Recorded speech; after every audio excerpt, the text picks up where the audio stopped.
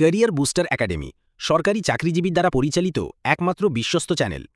নবম pay scale সহ সরকারি চাকরিজীবীদের মহার্ঘ ভাতা সম্পর্কিত সর্বশেষ ও সঠিক তথ্য পেতে আমাদের চ্যানেলটি লাইক দিন, কমেন্ট করুন এবং সাবস্ক্রাইব করতে ভুলবেন না। ধন্যবাদ।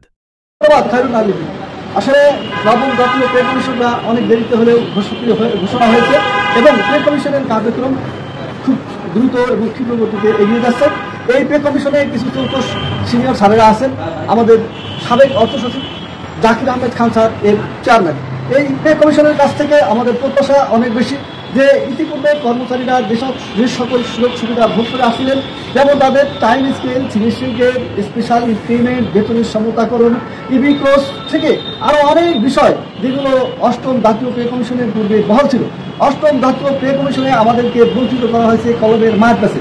সেখানে কতিপয় স্বার্থান্বেষী মহল অর্থাৎ কিছু দুর্বৃত্ত আমরা সেখানে প্রভাব বিস্তার করে কর্মচারীদেরকে বঞ্চিত করেছে, আমাদের ভাগ্য বিলম্বিত এবং বঞ্চনার শিকারে পতিত হয়েছে। আমরা এই পে কমিশনের কাছে আশা করছি যে আমাদের অতীতের প্রাপ্যগুলো পূর্বের ন্যায় বহাল করা হোক। এছাড়া যারা বঞ্চিত আছে তাদের বঞ্চনা লাঘবে অন্তত বিদ্যমান 20টি গ্রেডের পরিবর্তে 12টি গ্রেড কার্যকর করা হোক এবং 1:4 এর ভিত্তিতে বেতন নির্ধারণ করা হোক।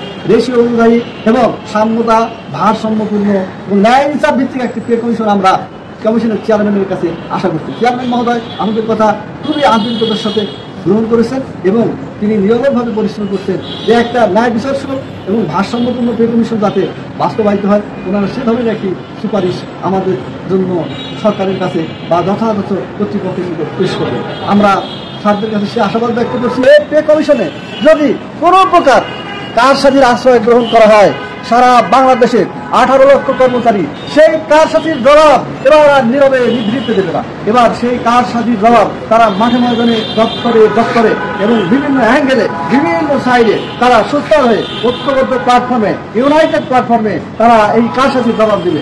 আশা করি যে এই পে কমিশনে কোনো প্রকার বৈষম্যের স্থান থাকবে না এবং যদি কারোর প্ররোচনায় কেউ বৈষম্যের আশ্রয় গ্রহণ করে থাকেন বা বাস্তবায়নের ক্ষেত্রে কোনো বৈষম্য পরিলক্ষিত হয়, কর্মচারীরা মুখে কোনো পেটে আর বসে থাকবে না। এদের ন্যায়সঙ্গত হবে, এটা প্রতিবাদ হবে এবং প্রতিবাদে সারা বাংলাদেশ উত্তাল হয়ে উঠবে।